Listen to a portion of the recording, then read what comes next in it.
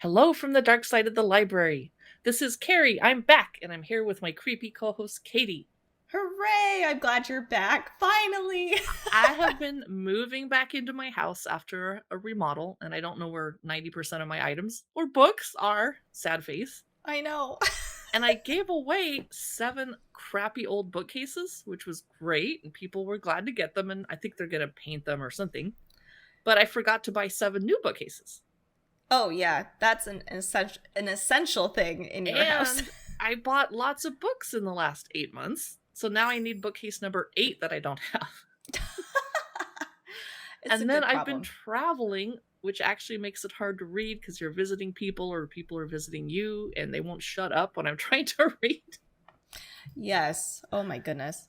I'm going to try to build in some reading time because we are talking today about new dark books for adult fiction readers that are coming out July 2023.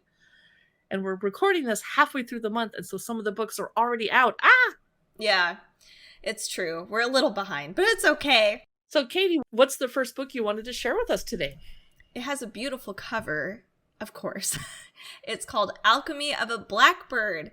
This is by Claire McMillan, and it came out July 11th. So it's an unforgettable adventure. Let's see. Here we have it says painter Remedios Varo and her lover, poet Benjamin Perret, escaped the Nazis by fleeing Paris and arriving at a safe house for artists on the Riviera. Ooh. Wow. Along with Max Ernst, Peggy Gunningham, and others, the two anxiously await for exit papers. As the months pass, Remedios begins to sense that the others don't see her as a fellow artist. They have cast her in the stifling role of a surrealist ideal, the beautiful innocent. I'm waiting for dark things to happen. I wonder if they noticed that there's a museum called the Guggenheim.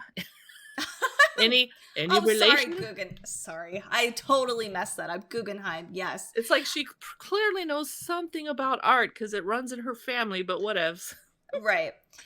She finds refuge in a mysterious bookshop where she stumbles into a world of occult learning and intensifies an esoteric practice in the tarot that helps her light the bright fire of her creative genius. I'm in. It sounds very cool.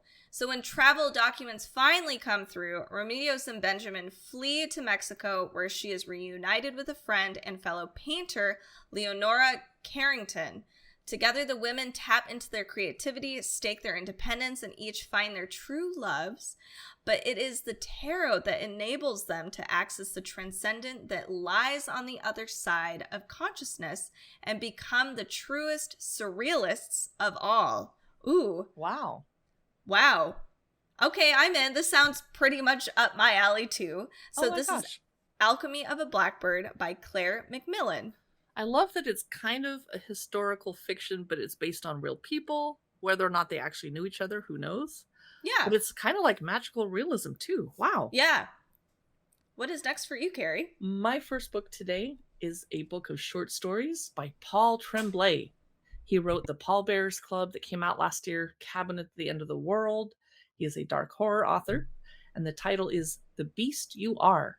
This came out July 11, a couple of days ago, and it's short stories such as The Dead Thing, where a middle schooler kid struggles to deal with the aftermath of her parents' substance addictions and their divorce.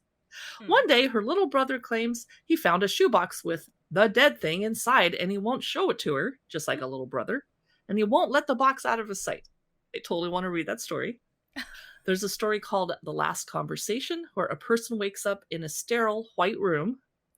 Like, okay. And they begin to receive instructions via intercom from a woman named Anne. And they're finally allowed to leave the room. And what they find is as shocking as it's heartbreaking. What? Oh. And the title novella, The Beast You Are, is a mini epic where the destinies and secrets of a village, a dog, and cat are intertwined with a giant monster that returns to wreak havoc every 30 years. I don't usually read pet stories, but okay. I like it. And I love short stories for vacation because I might be able to read a short story every night, just not a full book with my crazy schedule. So this is The Beast You Are, Stories by Paul Tremblay. I'm excited for that one. My next one is The Bones of the Story. This is by Carol Goodman, and this one also came out July. A lot of these, I think, came out in July 11th. It's been 25 years since the shocking disappearance of a female student and the distinguished creative writing professor who died while searching for her. The Briarwood College community has never forgotten the double tragedy. Now, the college president is bringing together faculty, donors, and alumni to honor the victims from all those years ago. On a cold December weekend, after the fall semester has ended, guests gather on the vacant campus for the commemoratory. Oh my goodness. Oh my god, I'm having a problem today. I think it's because I hear a kitty jumping up on your lap. I mean, he's very distracting, yeah. Oh my goodness. For the commemoratory event, but as a storm descends, people begin to depart, leaving a group of alumni who were the last ones taught by the esteemed professor. Recriminations and old rivalries flare as they recalled the writing projects they shared as classmates, including chilling horror stories they each wrote about their greatest fears. When an alumna dies in a shockingly similar way to the story she wrote, and then another succumbs to a very similar fate, they realize someone has decided at long last to avenge the crimes of the past. Will the secret of what they did 25 years ago be revealed? Will any of them be alive at the end of the weekend to find out? So this is The Bones of the Story. This is by Carol Goodman. How's the kitty doing? Why do cats only come visit when we're trying to do podcasts or record something? I don't, and he does. He sleeps the rest of the time. I don't know why he does this to me. So my next book, I have to have a trigger warning for priests. Oh. So if you can't deal with books about priests, do not listen. Skip over for 2 minutes. The next book is Boys in the Valley. It's by Philip Fracassi. Came out July 11. It's described as The Exorcist meets Lord of the Flies, but by way of Midnight Mass. That's a lot going on. It is. It's a coming-of-age tale. It's set at St. Vincent's Orphanage for Boys at the turn of the century. And I don't think they mean when it turned from 1999 to 2000. I think they mean 1899 in a remote valley in Pennsylvania. Here, under the watchful eyes of several priests, 30 boys work, learn, and worship. Now that we know what happens to poor little boys, I'm worried. So our main character is Peter Barlow, who was orphaned as a child by a gruesome murder, and he's made a new life here. As he approaches adulthood, he has friends and a future and a family, but then, dun dun dun, late one stormy night, a group of men arrive at the door of St. Vincent's Orphanage for Boys, and one of them is badly wounded, and they notice he has occult symbols carved into his flesh. Ew. And spoiler alert, he dies, and his death releases an ancient evil that spreads like sickness, infecting St. Vincent's and the children within. Soon, oh my god, I might have to buy this. Soon, boys begin acting differently, forming groups, taking sides. That's where the Lord of the Flies comes in. And other boys turn up dead. And now Peter and those dear to him must choose sides of their own. Each of them knows that their lives and perhaps their eternal souls are at risk. Oh my goodness. The publisher is Tor Nightfire. The book is Boys in the Valley by Philip Fracassi. I have another Tor book, and I love the cover because at first I didn't realize it was like a screaming mouth. I thought it was a mountain region, but it's a screaming mouth with like butterflies. Look. It's pretty cool. So this is Camp Damascus. This comes out July 18th. It's by Chuck Tingle. Welcome to Neverton, Montana, which now I hope exists. Home to a God-fearing community with a heart of gold. Nestled high up in the mountains is Camp Damascus, the self-proclaimed, quote, most effective gay conversion camp in the country. Oh, hell no. I know. I hope that, never mind. I hope Neverton never existed. Here, a life free from sin awaits, but the secret behind that success is anything but holy, and they'll scare you straight to hell. That's it. That's the whole description. Oh. So it's a horror debut about the demons the queer community faces in America, the price of keeping secrets, and finding the courage to burn it all down. I like that. That's great. This should be a non-fiction read. I know. Yeah, exactly. So this is Camp Damascus. It's by Chuck Tingle. So I have a question. I just peeked at the cover, and for those of you listening to the podcast, when you go home, take a look. Is the man screaming out butterflies, dragonflies, or is he eating them? Are they going in or out of his mouth? I feel like they're going out because they're facing out of his good mouth. Point. Good point. Okay. Yeah. What is next on your list? My next book is The Carnival of Curiosities by Amiee Gibbs.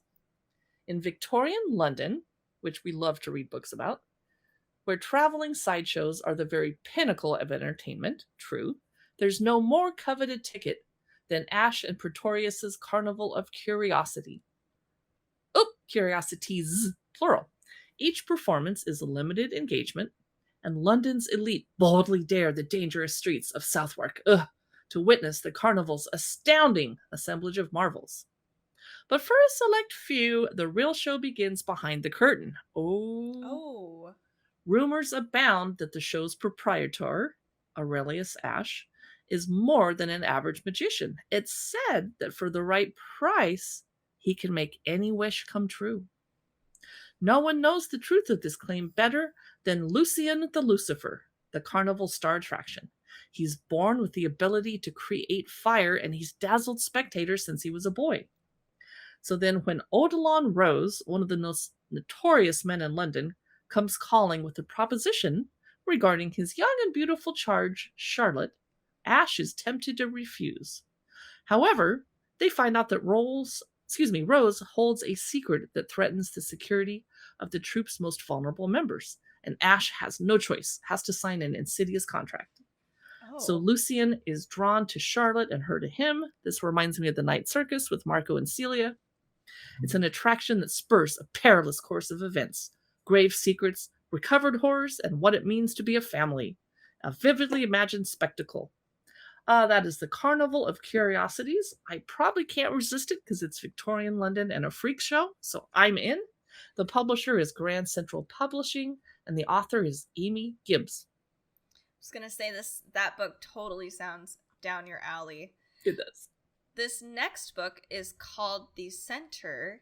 It is by Ayesha Siddiqi, and I really like when you see the cover, you'll see the title, The Center, but actually in the illustration, which is very cool with Venus flytraps and a skull and all these flowers coming out of it, you see a novel. It's like a collar or something. So let's see what this is about. It says, Anissa Alahi dreams of being a translator of, quote, great works of literature, but mostly spends her days subtitling Bollywood movies and living off her parents' generous allowance. Adding to her growing sense of inadequacy, her mediocre white boyfriend Adam has successfully leveraged his savant-level aptitude for languages into an enviable career. But when Adam learns to speak Urdu practically overnight, Anissa forces him to reveal his secret because there's something going on if that's the case. Adam begrudgingly tells her about The Center, an elite invite-only program that guarantees complete fluency in any language in just 10 days. This sounds, to Anissa, like a step toward the life she's always wanted. Stripped of her belongings and all contact with the outside world, she enrolls and undergoes the center's strange and rigorous processes. But as Anissa enmeshes herself further within the organization, seduced by all that it's made possible, she soon realizes the hidden cost of its services. Oh boy. By turns darkly comic and surreal, and with twists as page-turning as they are shocking, this book journeys through Karachi, London, and New Delhi, interrogating the sticky politics of language, translation, and appropriation along the way. Interesting. I Okay. wonder what language she tried to learn first. Yeah, actually, that's a really good question. What language would you cheat to learn first in 10 days? Mandarin. Ooh, good What point. about you? Yeah, that's a hard one. So yeah, Yeah. it's difficult to learn I otherwise. was like, yeah, it'd have to be some very difficult language first, for sure. So guess which book hit my doorstep yesterday? This one. No. Really? I already have it. Ooh. Oh my. Wow. Yeah, this one's very different. I haven't seen anything quite like this before. So I'm really curious what you think of it when you're finished. So this is The Center. This is by Ayesha Siddiqi. And it's spelled Centre to make it fancier than just center. Centre. My next book is a thriller by the very, very busy James Patterson, who nowadays always has co-authors. The co-author is Brian Sitz. I love dark thrillers, and a lot of people laugh at James Patterson books, but they are page turners, and that's what I need right now in my crazy life. Yes. Circle of Death, a shadow thriller. Came out on July 3. When a ruthless killer seeks to overturn the world order, our only hope is vigilante justice. I am here for that. Since Lamont Cranston, known to a select few as the Shadow, defeated Shiwan Khan and ended his reign of terror over New York 1 year ago, the city has started to regenerate. But there's evil brewing elsewhere, and this time the entire world is under threat, which is why Lamont has scoured the globe to assemble a team with unmatched talent. Only their combined powers can foil an enemy with ambitions and abilities beyond anyone's deepest fears. This is starting to sound like his series of books about children that have been genetically altered and X-Men, but I don't know. I was literally thinking Batman. I was like, this sounds like Batman. As their mission takes them across the globe and into the highest corridors of power, pushing them beyond their limits, can justice prevail? I might skip this one. The subtitle is The Shadow versus the End of the World. Oh boy. The publisher is Grand Central Publishing, and it's Circle of Death, a shadow thriller by James Patterson and Brian Sitz. Okay, my next book is I think it's a dark comedy. It's published by Flatiron Books. It is Cutting Teeth, and it's cute because it's got a white picket fence with blood on it, and some roses, and a nice sunny day. Darby, Mary Beth, and Rhea are on personal quests to reclaim aspects of their identities subsumed by motherhood. Their careers, their sex lives, their bodies, but their children disrupt their plans when an unsettling medical condition begins to go around the little academy preschool. The kids are craving blood. Well, it's pretty delicious. Can you blame them? I'm already in. This sounds hilarious. Okay. Then a young teacher is found dead, and the only potential witnesses are 10 adorable 4-year-olds. Soon it becomes clear that the children are not just witnesses, but also suspects, and so are their mothers. As the police begin to look more closely, the children's ability to bleed their parents dry becomes deadly serious. Is this a YA book that we snuck into the adult list? No, it's I love these kinds of silly, like, dark comedies. Okay, so it's a part murder mystery, part motherhood manifesto, and it explores the standards society holds mothers to, along with the ones to which we hold ourselves, and the things no one tells you about when you do become a parent. So I think I will enjoy this. It is Cutting Teeth. This is by Chandler Baker.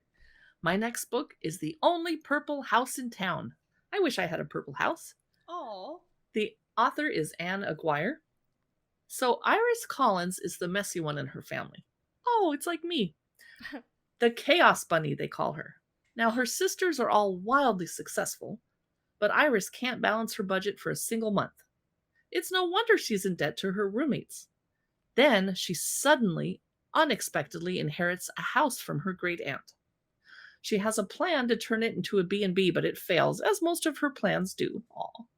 She winds up renting rooms like a Victorian spinster, collecting other lost souls, and not all of them are quote-unquote human. Now we go to Eli Reese, who grew up as the nerdy outcast in school. Hand raise! But he got rich designing apps. Now he's successful, but he's never had the same luck in finding a real community or people who understand him. Over the years, he's never forgotten his first crush. So when he spots her, I'm guessing they mean Iris, at a cafe, he takes it as a sign. But then he gets sucked into the Iris verse and somehow ends up renting one of her B&B rooms. As the days pass, Eli grows enchanted by the misfit boarders staying in the house, and even more so by Iris. I think I accidentally put a romantic book in here. Aww. But it's about a purple house, and the cover's purple and has a bat and a crescent moon on it. So I was like, let's just try. So it's not dark, but it's a magic romance. That's The Only Purple House in Town by Anne Aguirre. All right, so my next book is A Good House for Children. This is by Kate Collins. This came out July 4th, so we were all celebrating probably. All right, so once upon a time, Orla was a woman, a painter, a lover. Now she is a mother and a wife, and when her husband Nick suggests that their city apartment has grown too small for their lives, she agrees, in part because she does agree, and in part because she is too tired to think about what she really does want. She agrees again when Nick announces with pride that he has found an antiquated Georgian house on the Dorset Cliffs. A good house for children, he says. Tons of space and gorgeous grounds. But as the family settles into the mansion, Nick absent all week, commuting to city for work, Orla finds herself unsettled. Isn't this kind of sounding like the intro to A House on the Hill or on the Netflix show where they're designing the awesome house and then she's home alone all the time? Oh, yeah. A little bit. Okay. So she hears voices when no one is around, doors open and close on their own, and her son Sam, who has not spoken in 6 months, seems to have made, of course, an imaginary friend whose motives Orla does not trust. 4 decades earlier, Lydia moves into the same house as a live-in nanny to a grieving family. Lydia, too, becomes aware of intangible presences in the large house, and she, like Orla, 4 decades later, becomes increasingly fearful for the safety of the children in her care. But no one in either woman's life believe her. The stories seem fanciful, the stuff of magic and mayhem, sprung from the imaginations of hysterical women who spend too much time in the company of children. Are both the families careening towards tragedy, or are Orla and Lydia seeing things that aren't there? What secrets is the house hiding? This is a feminist Gothic tale, and apparently it says it's perfectly suited for the current moment, an atmospheric mystery with resonant themes of motherhood, madness, and the value of women's work. So this sounds really, I think I'm going to pick this up because it's supposed to be similar to like Mexican Gothic. It's called A Good House for Children. This is by Kate Collins. My next book is called The Rain. It's by Joseph A. Turcott. It comes out July 18. It's different than the series that we've been streaming called The Rain, which was originally Norwegian. And the kids running around talking about, let's get to the bunka.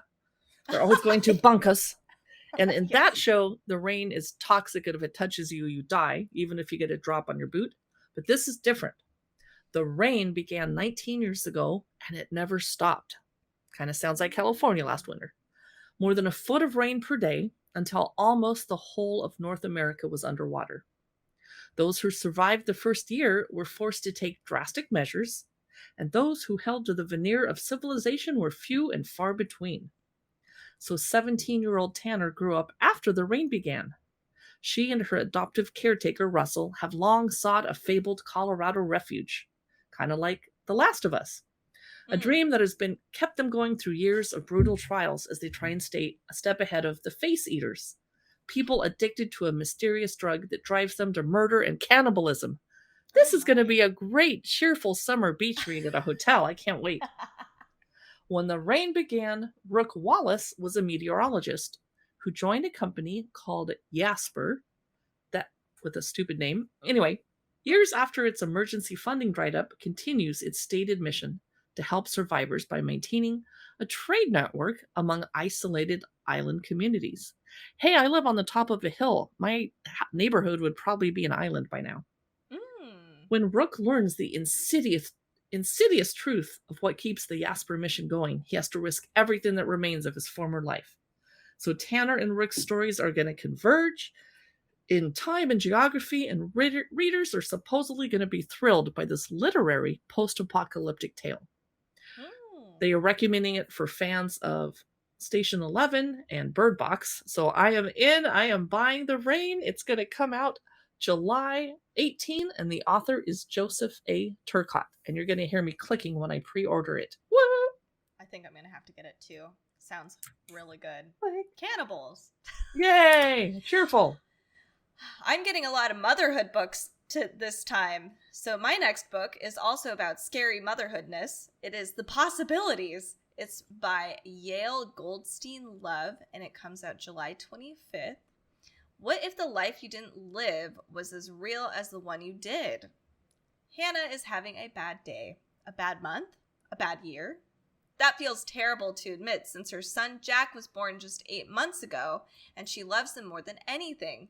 But ever since his harrowing birth, she can't shake the feeling that it could have gone the other way, that her baby might have not made it. Terrifying visions of the different paths her life could have taken begin to disrupt her cozy, claustrophobic days with Jack, destabilizing her marriage and making her husband concerned for her mental health. Are the strange things Hannah is seeing just new mom anxiety, or is something truly weird and sinister at foot? What if Hannah really did unlock a dark force during childbirth? Uh-oh. Ew. Ow. Yeah. There's so many things. When Hannah's worst nightmare comes true and Jack disappears from his crib, she must tap into an extraordinary ability she never knew she had in order to save him. She must enter different versions of her life while holding on to what is most important to her in this one to bring her child back home. Whoa. So this is it's supposed to be a suspense novel, and what it says is it stares down into the dizzying depths of maternal love, vulnerability, and strength. This is like a literary horror book. This is called The Possibilities by Yael Goldstein-Love. My next book is called Sucker. Woo! It's a novel by Daniel Hornsby. Comes out July 11, or came out. It's described as Succession meets Bad Blood, and a satire of Silicon Valley and the 1%. So the black sheep son of an industrial tycoon starts working for a tech pioneer who's running a biomedical startup, selling immortality, only to uncover the horrifying truth at the heart of her promises. So Chuck Gross, great last name, would like nothing more than to prune himself from his family tree. He's already clipped his name, turning Charles Grosshart Jr., son of a billionaire labor exploiter. That's a new cuss word. Son of a billionaire! His dad's also a weapons manufacturer and a climate change denier. Goody! He changes his name to Chuck, the self-made proprietor of an up-and-coming punk label. But when Daddy threatens to cut him off, Chuck is forced to get a real job. And conveniently, an old college friend has just swept back into his life with the perfect opportunity. Harvard dropout and biotech darling Olivia Watts says she's on the verge of totally reinventing the field of medicine. But when Chuck signs on, he soon discovers that things at the vast Kenosis campus are not quite how they appear. Secret labs, vanished employees, and here's the best part, wait for it, mutated test subjects. Yes. Seem to be as impossible as they are sinister. Is Olivia a scammer, or does her technology threaten to usher humanity towards a bloody fate? Ooh, I hope so. Ooh. Meanwhile, does Chuck, who's never accomplished anything without the aid of Daddy's money, stand a chance of stopping her? That is Sucker by Daniel Hornsby, and I think I'll grab it at the library because it sounds humorous. It does. Or it's all of the above. She's a scammer and everything terrible. My next book I'm very excited about because it's Silvia Moreno-Garcia. It's Silver Nitrate, and it comes out July 18th. If you've never read Mexican Gothic or The Daughter of Dr. Moreau, definitely do that because it's like Mexican horror, and I love it. So Montserrat has always been overlooked. She's talented. She's a talented sound editor, but she's left out of the boys' club running the film industry in the 90s Mexico City scene. And she's all but invisible to her friend Tristan, a charming, if faded soap opera star, though she's been in love with him since childhood. Aww. Then Tristan discovers his new neighbor is the cult horror director Abel Urueta. I knew how to say that in my head. I don't know why I'm having trouble today.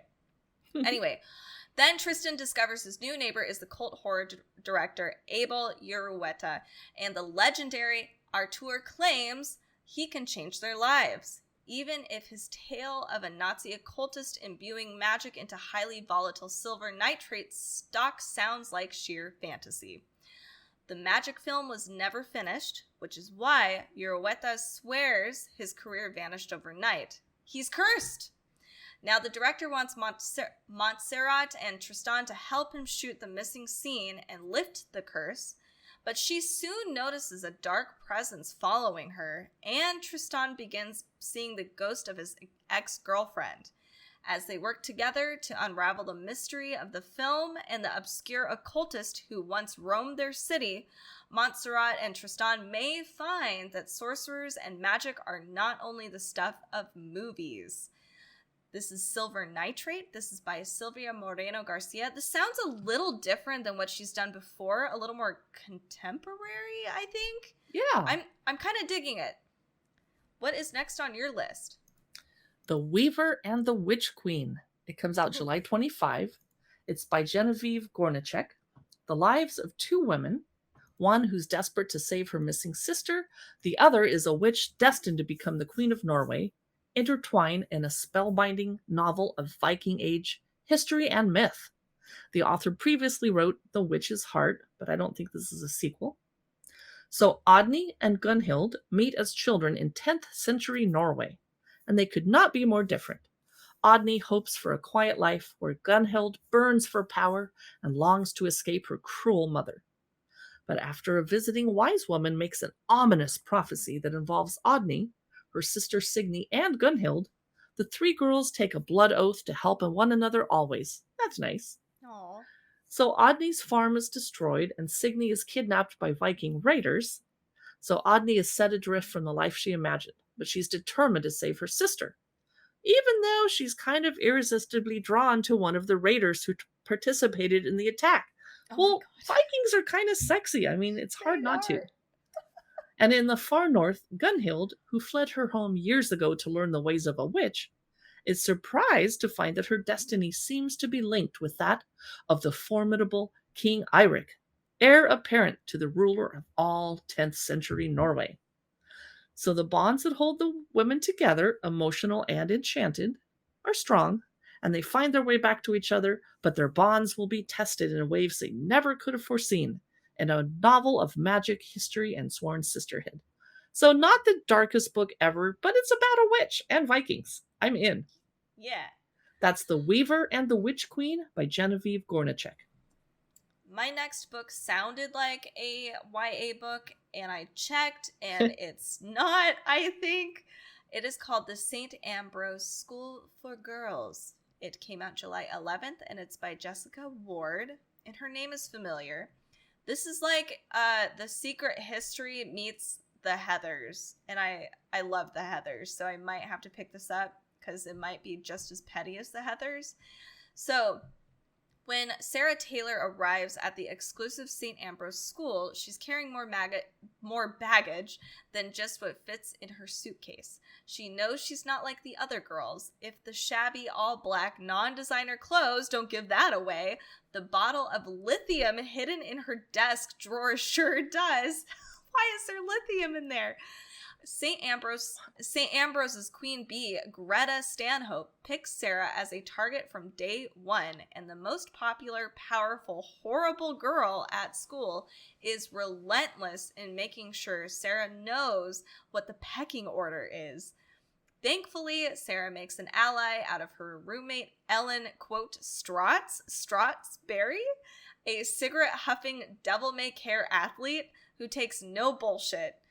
Also down the hall is Nick Hollis, the devastatingly handsome RA, and the object of more than just one St. Ambrose student's fantasies. Between Strauss and Nick, Sarah hopes she can make it through the semester, dealing with not only her schoolwork and a recent bipolar diagnosis, but Greta's increasingly malicious pranks. Sarah is determined not to give Greta the satisfaction of breaking her. Good, Sarah! But when scandal unfolds and someone ends up dead, her world threatens to unravel in ways she could never have imagined. This is a coming-of-age tale that's dangerous, delicious, and twisty. It looks like it's going to be a page-turner, and I probably am going to have to pick it up. It's The St. Ambrose School for Girls by Jessica Ward. It sounds irresistible, to be honest. It does. My next book is The Winter Sea. Book number 1. It's called Dark Water Daughter. It's by H.M. Long. It's coming out in paperback, but the publisher is Titan Books, so I guess they didn't want to invest in the hardcover. It's about a storm singer who's a pirate hunter. Oh, and a pirate hunter. And they join forces against a deathless pirate lord. It's a swashbuckling Jacobean adventure, whatever that means, on the high seas. So it's the first in the Winter Sea series, full of magic, betrayal, redemption, and fearsome women. And this definitely sounds like a YA book too, but apparently isn't. So, Mary Firth is a storm singer, a woman whose voice can still hurricanes and shatter armadas. Well, I would rather make a hurricane than still one, but that's me. She's faced with servitude to pirate lord Sylvanus Lear, and she offers her skills to his arch rival in exchange for protection, and more importantly, his help sending Pirate Lear to a watery grave. But her new ally has a vendetta of his own, and Mary's dreams are dark and full of gistings. I thought it was going to say ghostings. Gistings, spectral creatures who inhabit the ancient forests of her homeland and the figureheads of ships. That's interesting. I've never heard of a figurehead of a ship being inhabited by a spectral creature. That's pretty cool. So introduce Samuel Rosser, who is a disgraced naval officer serving aboard a ship that's infamous, and he's commissioned to bring Pirate Lear to justice. He'll stop at nothing to capture him. The only thing that stands by him between himself and madness, a talisman stolen by Mary. Ooh, and there's much, much more going on. It's action-packed, high-stakes adventures. It's not going to be super dark, but it's about pirates, so I threw it onto our list. It's The Winter Sea, Book 1, Dark Water Daughter by H.M. Long. My next one's not very dark either, but it's got like witches. So I think we're feeling some magical. We've got some magical feels apparently in July. My next one is called Wildwood Magic. It's by Willa Reese. Here be witches and wayward girls. In a town nestled in the Appalachian Mountains, Rachel Smith has found a new life tending a lush apple orchard. She's safe within its groves. If her dreams are haunted by memories of her violent husband, that pain is soothed by fresh mountain air and apples that taste as sweet as honey. But Rachel wasn't meant to live in the shadows. The orchard drew her to the Morgan's Gap to fulfill a purpose, and a tight-knit community of wise women who honor the old mountain traditions are ready to teach her. A world of magic awaits Rachel, one filled with new friendships and possibly new love. Yet Rachel's past is creeping in. A preacher with a familiar face has stormed into town, and his dangerous sermons may damn Rachel and the people she's come to love to the flames. This is about a woman who escapes her abusive husband and finds shelter in a magical orchard. It's a spellbinding novel. It's about self-discovery. The author was, she did Wildwood Whispers, so now we have Wildwood Magic, a separate book, separate story, but it's cute. This is by Willa Reese. My final book today, and Katie has a couple left, is The Woods Are Waiting. Great title. It is a novel by Katherine Greene. Came out on July 11. So Cheyenne Ashby knows the dark and disturbing history of her hometown of Blue Cliff, Virginia. All too well. It's why she left.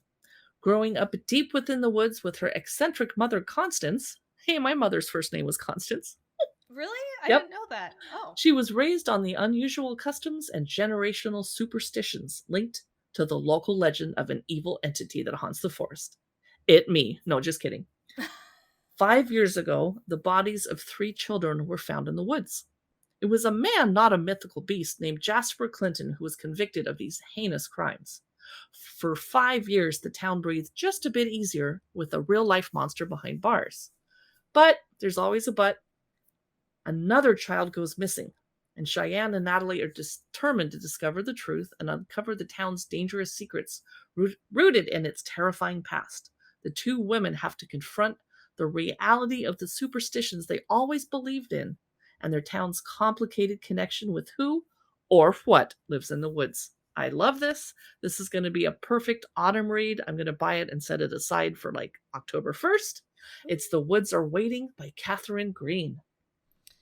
And my final book today is called The Wonder State. It is by Sarah Flannery Murphy, and it comes out July 18th. 5 friends arrive back in Eternal Springs, the small town that they all fled after high school graduation. Each of them is drawn home by a cryptic scrawled 2-word letter. You promised. Mm-mm. Yeah. Uh-oh. It has been 15 years since that life-changing summer, and they're anxious to find out why Brandy called them back, especially when they vowed never to return. But Brandy is missing. She'd been acting erratically for months, in and out of rehab, railing at whoever might listen about magic all around them, about a power they can't see, and strange houses that appear only when you need them. So this book is told in 2 enthralling timelines, which might get confusing, but it can be done really well. And this one sounds interesting to me. It's supposed to be a Gothic fiction book. It is The Wonder State. This is by Sarah Flannery Murphy. And that is all of our books that we have found in July of 2023. Adult fiction. Stay tuned every Wednesday for more books coming out. We have nonfiction, graphic novels, kids books, and of course YA. I love kids books and YA. They're some of my favorite ones to go over. And you can also listen to us over on Fridays as well. Freaky Fridays for our mini-sodes. Make sure to subscribe to our socials at Dark Side of the Library and to refer your friends, family, loved ones to Dark Side of the Library. You can listen on your favorite listening app or over on YouTube.